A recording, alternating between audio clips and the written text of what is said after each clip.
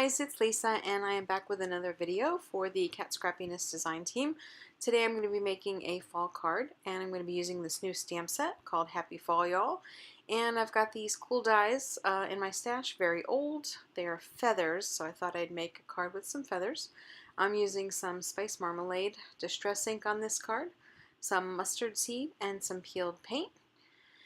And I've got this cool glass mat, so I'm going to smush some paint onto my mat so that I can do a little bit of watercolor on my watercolor paper.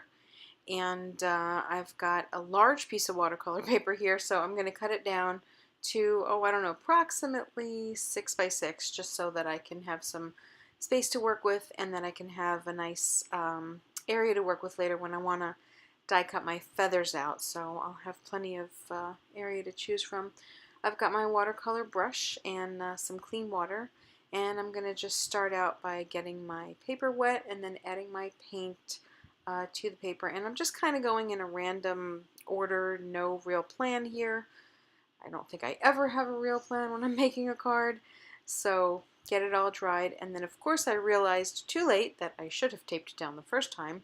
So I'm taping it down the second time and I'm giving a second wash of paint over the paper so that I could get my colors to be a little bit brighter. They kind of came out a little dull the first time. So as you can see, I'm just getting my color down, making it a little more vibrant, drying it in between, and I am super fast at this apparently.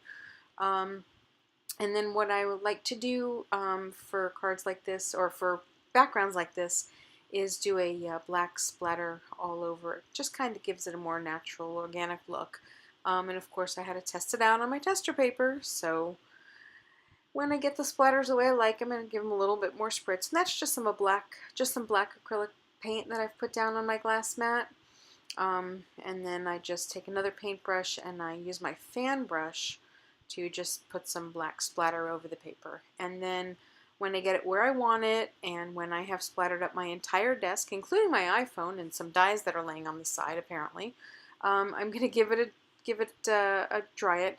Now I'm going to lay my dies out just to make sure that I like where I die cut them, so that each feather gets a little bit of all three colors on each feather. So that's why I picked such a large piece of paper to watercolor in the beginning. I just wanted to have my choice of where I laid the feathers. So I'm going to tape them down so that I can run them through my die cut machine. And that's just some pink post-it tape, which works really good in the Vagabond. I have a Vagabond die cut machine. Works really nice because I can peel it off later with no problem. And I'm just getting my watercolor paper off the glass mat there. Funny, you can see where the lighter color was before I put the second wash over it. And then I'm just going to peel the dies off, and for the big reveal, my pretty feathers. I love how they came out. They really look great. The colors were very random on each feather, and I was really, really happy with the results. And then actually I saved that negative die cut over there, the space where the feathers came out of, and I cut a really cool scarecrow out of that paper the next day or 2 days later to put on another card. So I just love when I have paper left over like that I can use for other projects. Now I'm taking the stamp set that I showed you in the beginning from Cat Scrappiness, the Happy Fall Y'all. That's a new stamp set that has been released in the shop this month. It's got this really nice vase in it with some feathers, some flowers coming out of the top. And I'm stamping it in some Gina K amalgam ink. And that way I can watercolor with whatever medium I want to use.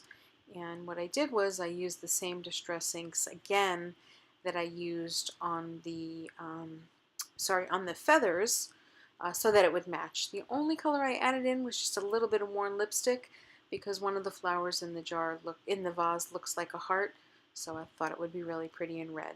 But basically I'm just doing some watercoloring into the vase and the flowers, trying to do a little shading on the left side of the vase. I'm not great at it, but I do my best, and I enjoy it. I think watercoloring is just very relaxing. And then what I wanted to do, the reason I stamped my vase on such a big piece of paper is because I knew I wanted to cut it out with an oval when I was done. So I used the stitched scalloped oval dies that are also in the Cat Scrappiness shop. And I took a piece of brown paper and made a top folding card, 4 1/4 by 5 1/2.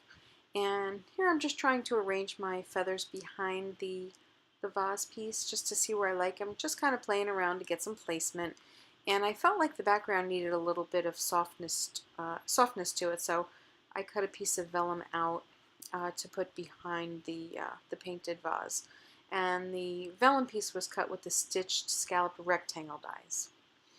And then I wanted to stamp the sentiment from the set that says "Give Thanks," and I wanted to heat emboss it with some white embossing powder, so that it would really stand out.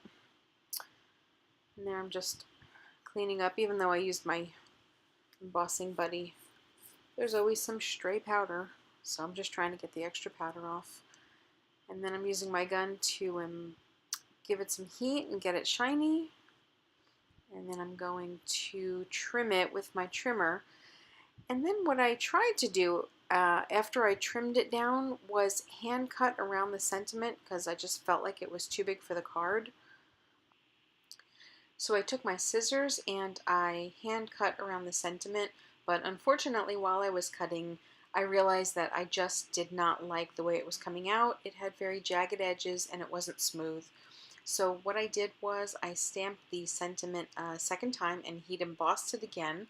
And then I took it over to my scan and cut machine and I let the machine cut it out, and it gave it a really nice finished look, and I really liked how it looked on the card.